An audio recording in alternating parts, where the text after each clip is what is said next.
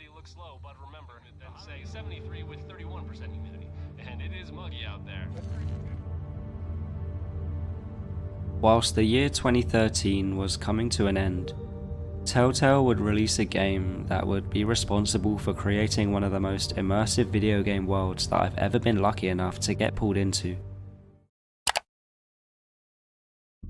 The Wolf Among Us, a point-and-click game that transcended the standards of world building, with an environment that would forever be way ahead of its time.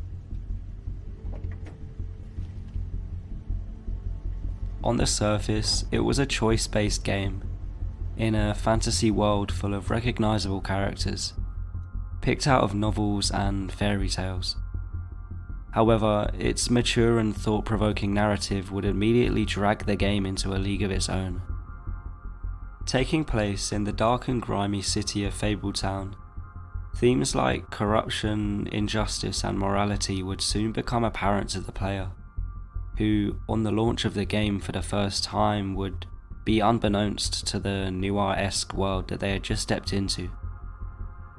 For a comic-style game, this game was pretty dark.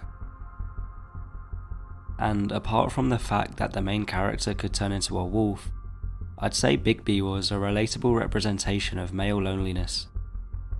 Bigby's existence in this imaginative environment was a void, absent of real connection, colour or meaning.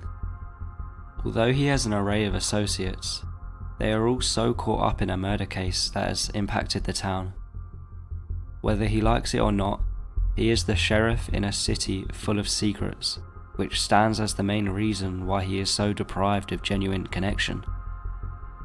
This "he just like me for real" feeling you get from the game was way ahead of its time, especially since I would have only been 13 years old at the time of playing it.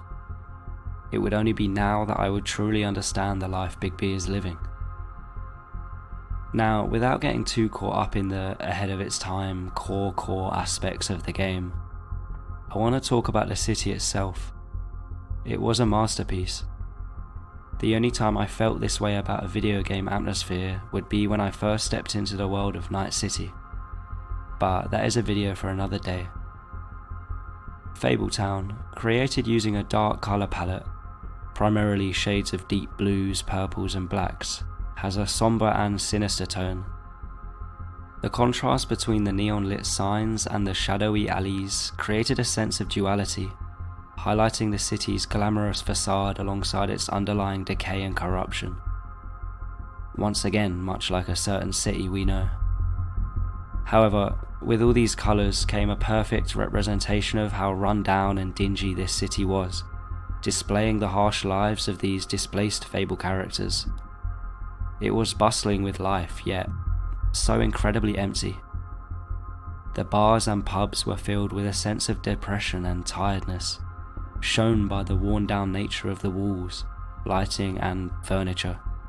The streets were dark, quiet and filled with unease, as there were definitely characters around up to no good.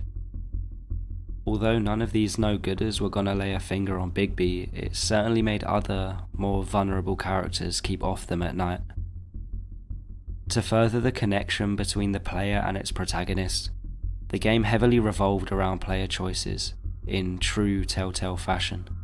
The choices thrown at the player were thought-provoking to say the least. They weren't just something that you would click through to unlock the next part of the story, they were actual dilemmas. The little message that would pop up at the top of the screen saying, "They will remember that," would actually make you die a little inside. Whilst poking knives through the player's heart, they would also add different layers to the story and affect the relationships Bigby would have with his different associates. Already sensing his loneliness, as a player you would try and allow Bigby to please everyone, but soon find out that, just like in real life, that's impossible, and some bridges will inevitably be burnt. The moral ambiguity of the characters doesn't make these decisions any easier either. Few characters are entirely good or evil, existing in a grey area of trust. This moral complexity blurs the lines between hero and villain, making it challenging to work out the true intentions and loyalties of each character.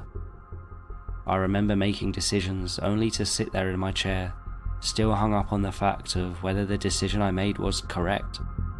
This game serves as one of those masterpieces that makes me want to go back to the past just to play it for the first time again.